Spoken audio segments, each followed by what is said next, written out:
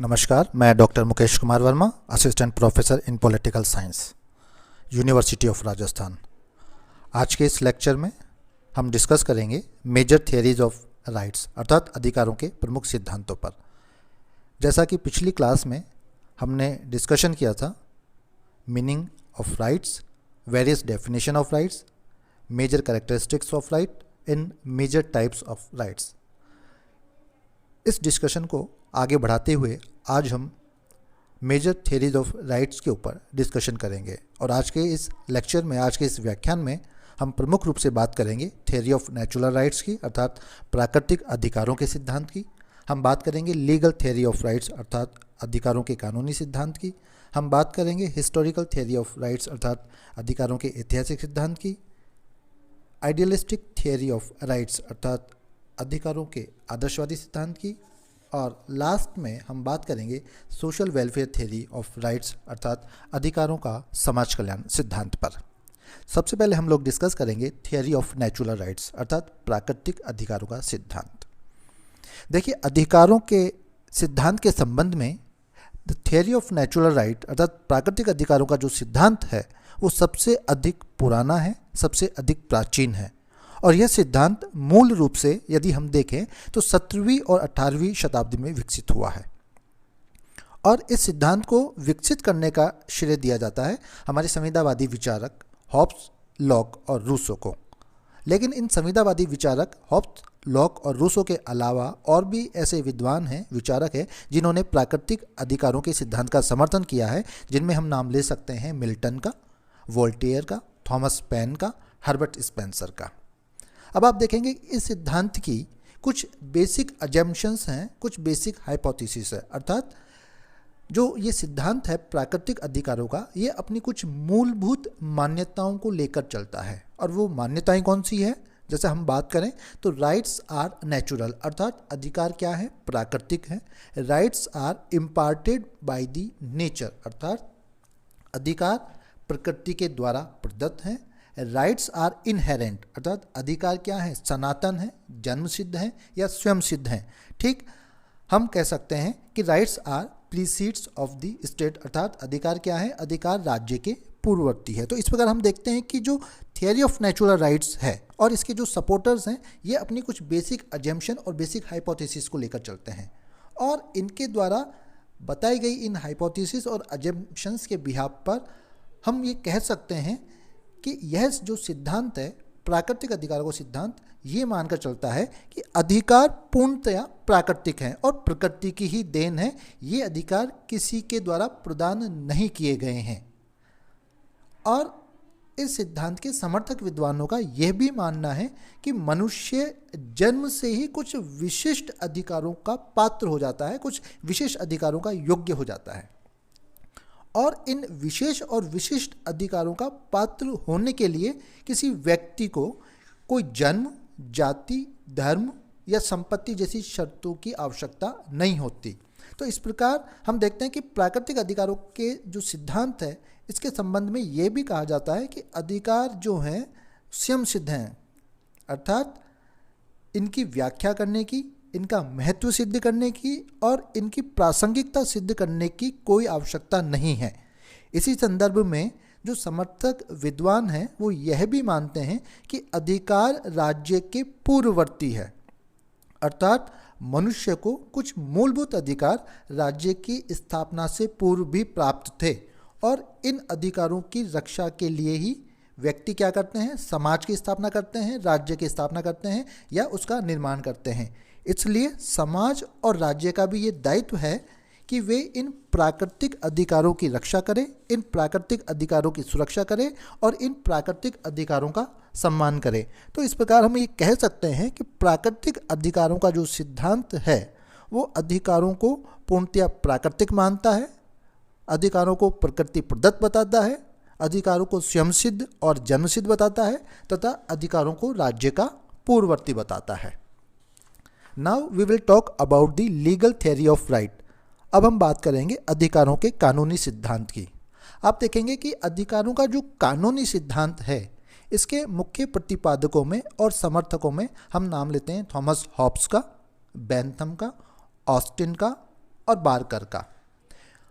इन विद्वानों का मानना है कि जो थियरी ऑफ लीगल राइट है it is the just opposite of theory of natural right. अर्थात ये विचारक ये मानते हैं कि अधिकारों का जो कानूनी सिद्धांत है वो प्राकृतिक सिद्धांतों के बिल्कुल विपरीत है, और वे इस बात पर अपना ध्यान केंद्रित करते हैं या इस बात पर बल देते हैं कि अधिकार प्राकृतिक न होकर कृत्रिम है। Rights are unnatural. अधिकार क्या है? अधिकार प्राकृतिक न होकर कृत्रिम है।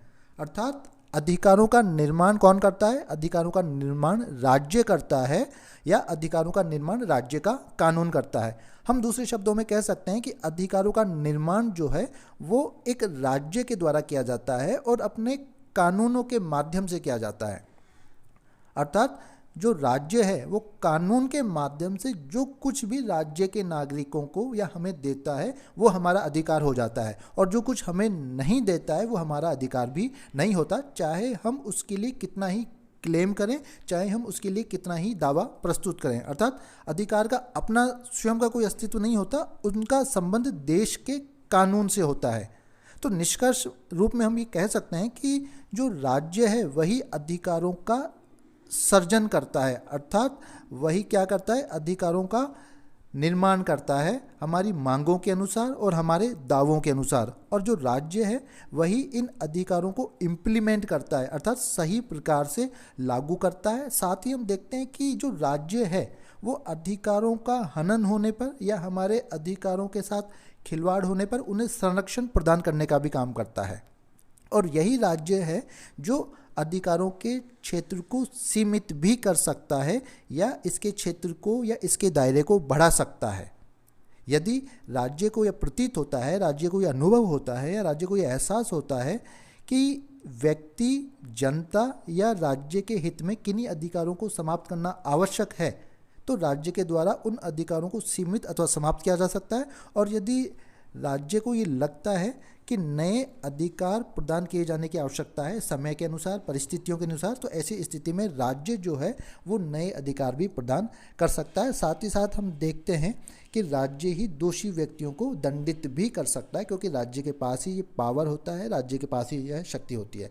तो इस प्रकार हम ये देखते हैं कि अधिकारों का जो कानूनी सिद्धांत है उसका मानना यह है कि अधिकारों का जो अस्तित्व है वो राज्य में ही संभव है, और राज्य के कानूनों के द्वारा ही अधिकारों को अमली जामा पहनाया जाता है। इसी प्रकार हम बात करेंगे हिस्टोरिकल थियरी ऑफ राइट्स की, अर्थात अधिकारों के ऐतिहासिक सिद्धांत की। आप देखेंगे कि अधिकारों का जो ऐतिहासिक सिद्धांत है इसके प्रमुख प्रतिपादकों में हम नाम लेते हैं एडमंड बर्ग का, सर हेनरी मेन का, मैकाइवर का, बर्गेस का। इसके अलावा और भी बहुत से विद्वान हैं जो हिस्टोरिकल थ्योरी ऑफ राइट्स को सपोर्ट करते हैं या इसका समर्थन करते हैं। इन समर्थक विद्वानों की मान्यता है कि अधिकार जो है ना तो प्राकृतिक है और अधिकार नहीं कृत्रिम है, अर्थात अधिकार न तो प्रकृति के द्वारा प्रदान किए गए हैं और न ही राज्य एवं राज्य के कानूनों के द्वारा अधिकारों का निर्माण किया गया है।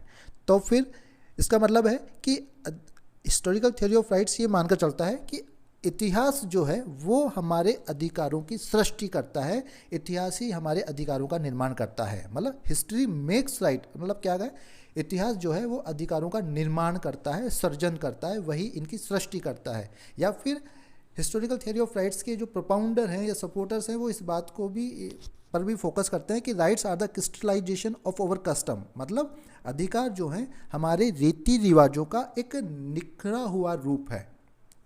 दूसरे शब्दों में यदि हम कहें तो एक कह सकते हैं कि यह सिद्धांत यह मानकर चलता है कि अधिकार इतिहास की उपज है और यह समाज में जो चिरकाल से, प्राचीन काल से या पुरातन काल से चली आ रही या प्रचलित जो परंपराएं हैं, प्रथाएं हैं, रीति रिवाज है, उनका एक निखरा हुआ रूप है।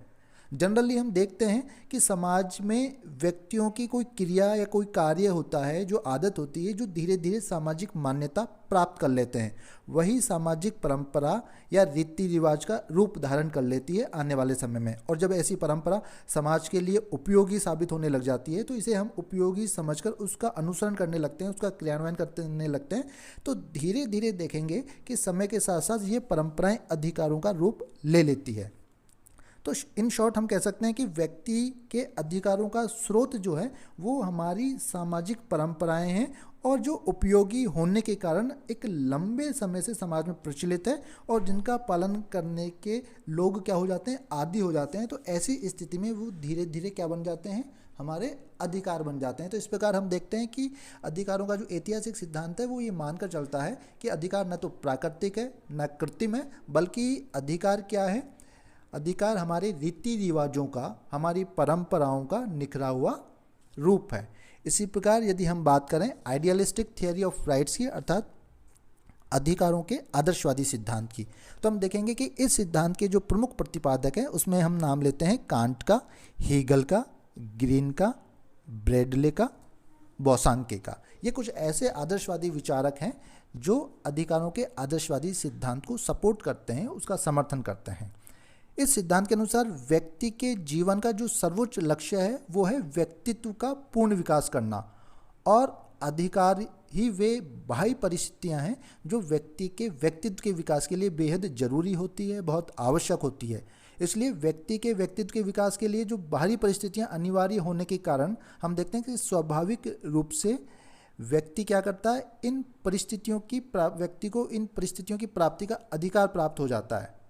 हालांकि इस सिद्धांत के अनुसार ये माना जाता है कि अधिकारों के जो अस्तित्व है उसका उद्देश्य एक आदर्श व्यक्तित्व के विकास की प्राप्ति है, इसलिए इसे आदर्शवादी सिद्धांत कहा गया है। और हम देखेंगे कि इस सिद्धांत के अनुसार अधिकारों का जो अस्तित्व है वो व्यक्ति के व्यक्तित्व के विकास पर केंद्रित कर दिया गया है, इसलिए इसे व्यक्तिवादी सिद्धांत भी कहा जाता है। और इस सिद्धांत के अनुसार जैसे व्यक्तित्व के विकास के लिए व्यक्ति का जीवित रहना आवश्यक है, अतः व्यक्ति का अधिकार है कि वह जीवित रहे, और व्यक्ति के विकास हेतु, शारीरिक उन्नति हेतु उत्तम भोजन की प्राप्ति उसका अधिकार हो जाता है। इसी प्रकार विवाह, परिवार, शिक्षा, रोजगार, आवास, सुरक्षा, ये भी धीरे धीरे क्या बन जाते हैं, व्यक्ति के अधिकार बन जाते हैं। तो इस प्रकार हम देखते हैं कि जो अधिकारों का जो आदर्शवादी सिद्धांत है वो ये मानकर चलता है कि अधिकार उन बाह्य परिस्थितियों का नाम है जो व्यक्ति के आंतरिक विकास के लिए आवश्यक है। जैसा कि इस सिद्धांत के जो समर्थक है वो व्यक्ति के जीवन, उनका उद्देश्य व्यक्ति के जीवन का सर्वोच्च विकास करना है, और सर्वोच्च विकास में जो कुछ भी उनमें उनके लिए सहायक है वो सारे धीरे धीरे क्या बन जाते हैं, उनके अधिकार बन जाते हैं, ताकि एक आदर्श जीवन जी सकें। इस प्रकार हम देखते हैं कि अधिकारों का आदर्शवादी सिद्धांत व्यक्ति के व्यक्तित्व के सर्वांगीण और चहुमुखी विकास पर बल देता है।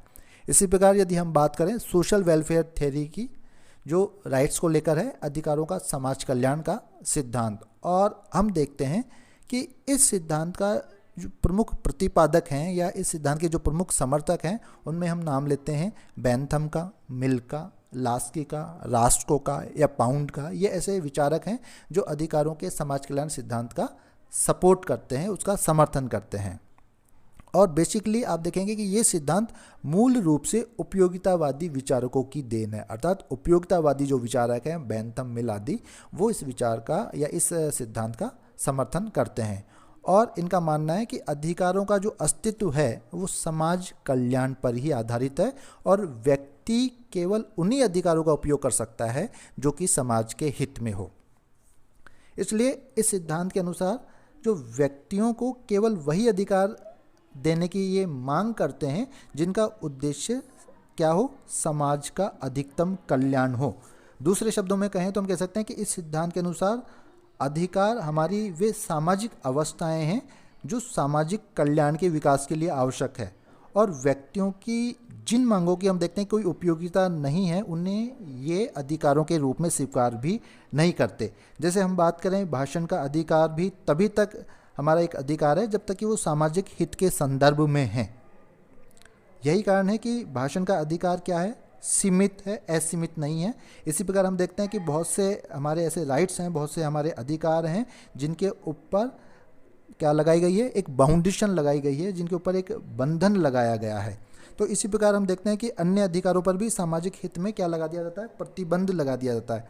आप देखेंगे उपयोगितावादी विचारक बेंथम का ये विचार भी है कि व्यक्ति के अधिकारों का मुख्य उद्देश्य अधिक से अधिक लोगों का क्या होना चाहिए, कल्याण होना चाहिए, अर्थात अधिकतम व्यक्तियों का अधिकतम सुख ही क्या है, अधिकारों का निर्धारण करने वाला तत्व है। इसी प्रकार लास्की भी कहते हैं कि अधिकारों की कसौटी क्या है, उसकी उपयोगिता है। तो इस प्रकार हम देखते हैं कि अधिकारों का जो समाज कल्याण सिद्धांत है वो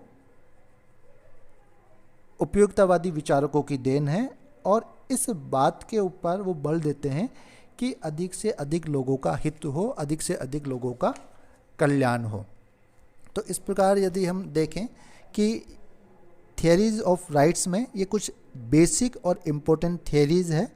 यदि हम एक बार ब्रीफ करना चाहें तो हम कर सकते हैं कि थियरी ऑफ नेचुरल राइट अर्थात अधिकारों का जो प्राकृतिक सिद्धांत है वो ये मानकर चलता है कि rights are natural, rights are imparted by the nature, rights are inherent और rights are precede of the state, अर्थात अधिकार प्राकृतिक है, प्रकृति प्रदत्त है, सनातन है या स्वयं सिद्ध है, या फिर हम कहें कि अधिकार राज्य के पूर्ववर्ती है। इसी प्रकार लीगल थ्योरी ऑफ राइट्स की यदि हम बात करें तो इसके सपोर्टर्स ये मानकर चलते हैं कि ये जो सिद्धांत है अधिकारों का ये नेचुरल थ्योरी के जस्ट अपोजिट है, और इसकी ये मान्यता है कि अधिकारों का निर्माण राज्य करता है। ठीक है, अधिकारों का निर्माण राज्य करता है, अर्थात राज्य ही इन्हें लागू करता है, राज्य ही इनको संरक्षित करता है, राज्य के द्वारा ही ये सीमित और समाप्त किए जा सकते हैं, और राज्य के द्वारा ही इनमें परिवर्तन किया जा सकता है। और हिस्टोरिकल थ्योरी ऑफ राइट्स ये मानकर चलता है कि अधिकार न तो प्राकृतिक है न कृत्रिम है, अर्थात न तो प्रकृति ने दिए हैं और न ही राज्य के द्वारा प्रदान किए गए हैं, बल्कि ये इस सिद्धांत के समर्थक ये मानते हैं कि हमारे अधिकारों की सृष्टि हमारा इतिहास करता है, और अधिकार वास्तविकता में हमारे रीति रिवाज, हमारी प्रथाओं, हमारी परंपराओं का क्या है, निखरा हुआ रूप है। इसी प्रकार आइडियलिस्टिक थ्योरी जो आदर्शवादी सिद्धांत है अधिकारों को लेकर, वो ये मानता है कि व्यक्ति के जीवन का जो उद्देश्य है वो अपने व्यक्तित्व का संपूर्ण विकास करना होता है। इसलिए व्यक्ति के विकास के लिए जो कुछ भी जरूरी है, जो कुछ भी आवश्यक है, जो कुछ भी अपरिहार्य है, वे सब क्या है, नागरिकों के अधिकार हैं, या उन पर नागरिकों का अधिकार होना चाहिए। जैसे हम देखते हैं कि व्यक्ति के विकास के लिए भोजन, आवास, शिक्षा, मनोरंजन, रोजगार, सुरक्षा, ये सभी व्यक्ति के विकास के लिए आवश्यक है, अतः ये अधिकार होने चाहिए। और लास्ट हम बात करेंगे social welfare theory of rights की, अर्थात अधिकारों के समाज कल्याण के सिद्धांत की, जो कि मैंने बताया कि उपयोगितावादी विचारकों के द्वारा जिसका प्रतिपादन किया गया है। और इनकी मान्यता है, ये मानकर चलते हैं कि अधिकार समाज की देन है, समाज ही अधिकारों को मान्यता प्रदान करता है, और अधिकारों का मूल उद्देश्य भी समाज कल्याण ही होता है। इसलिए अधिकारों का जो अस्तित्व है वो समाज कल्याण पर निर्भर करता है, और व्यक्ति केवल उन्हीं अधिकारों का उपयोग कर सकता है जो समाज के हित में हो।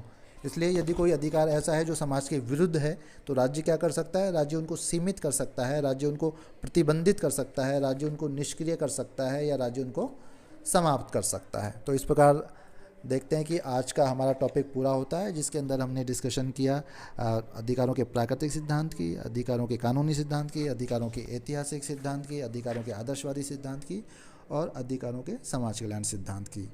जल्दी ही एक नए टॉपिक के साथ फिर मिलेंगे, तब तक के लिए धन्यवाद।